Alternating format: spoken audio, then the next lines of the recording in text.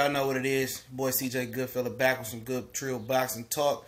And it's starting to heat up, man. My homie sent me an article link from the Ring TV, and Mikey Garcia was really trill. He really proactive. He really trying to get that Errol Spence fight. He really believed that he could beat Errol Spence. He wanted to be in the trenches. Now, my whole premise on this was he looked like shit at 140 for real, and then at 135 I thought it was his best weight. And I thought he was just talking because his brother Robert would be like, "No, 2-3 years." But Mikey, he want to fight Errol Spence, and I think that might be the mystery pay-per-view that Showtime might be setting up. And I know Spence is saying Jesse Vargas, and we talked about the Jesse Vargas situation and how that might have been linked to Adrian Broner, retiring or stepping away from boxing. But if Mikey beats Robert Easter Jr., which 99.9% of us expect him, he will. How much would you be willing to pay $60 or $65, 1080p HD, to watch Mikey Garcia versus Errol Spence? Is that a pay-per-view fight? In some of you guys' opinion, is it a pay-per-view fight? Would you pay? Pause the video. Would you pay? Yes or no? Would you pay $60 or 65 HD for Mikey Garcia versus Errol Spence? And let's say it had a Leo Santa Cruz and Gary Russell as a co-feature. And would you be willing to pay for that? And I would say, I was supposed to be dropping a video about why I don't support pay-per-views, and it will be coming. And there's certain pay-per-view fights that I do like that would intrigue me and I would pay for them. And that would be one. I support Errol Spence. I support Mikey Garcia as well when he steps up and fight good competition. And I told guys that Mikey Garcia was going to be moving up to 147. Check the archives. I probably said it a couple months ago. Because people saying the Lomachenko fight not happening.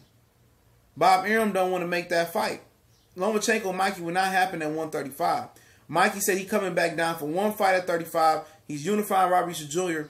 Then check the rap sheet out before we get more about the pay-per-view. Check this out. At 140, every championship is tied up except for Jose Ramirez, because they're going to enter the World Boxing Super Series tournament.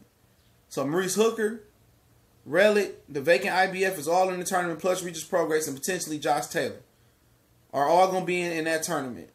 And only person that's left is WBC champion Jose Ramirez, who is with Top Rank. And Top Rank isn't willing to make Mikey versus Lomachenko. They not willing to make, and they not damn sure ain't going to be willing to make Jose Ramirez versus Mikey. And also, Mikey brother trains Jose Ramirez now. So that's a conflict of interest. That ain't going to happen.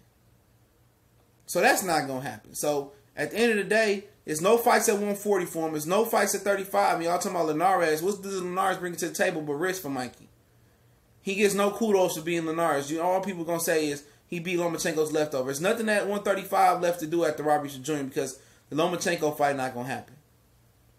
So it ain't nothing but to do but move up. And I thought he would try to target Keith Thurman, he called him out, or a Jesse Vargas, or try to get the Sean and Danny winner next.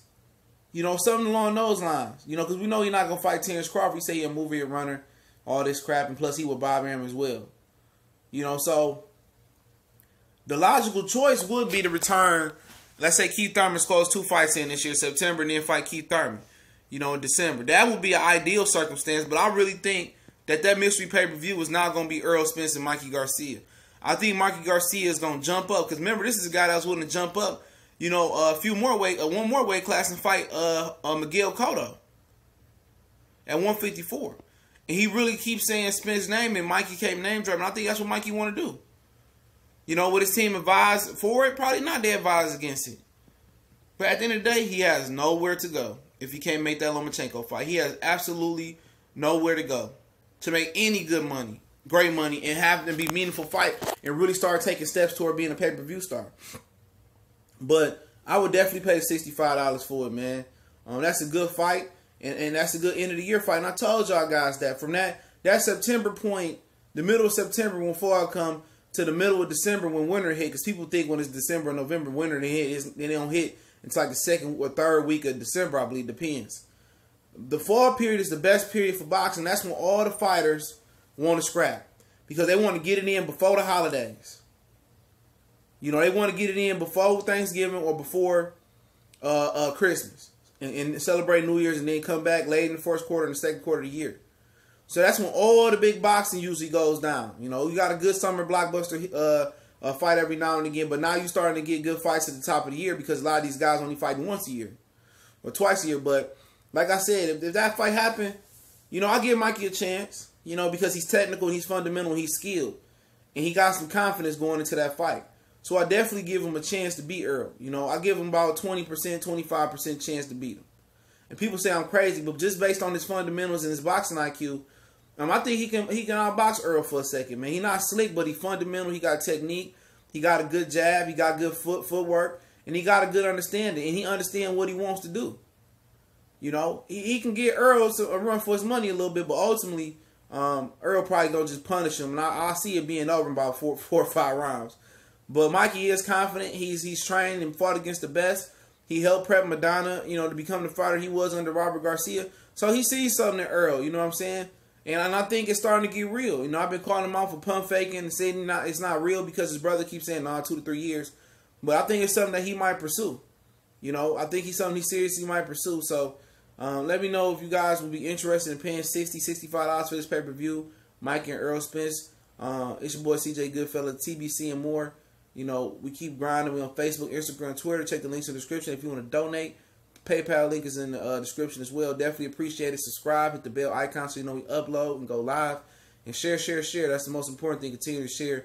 Spread the word across social media. Y'all know what it is. We're gone.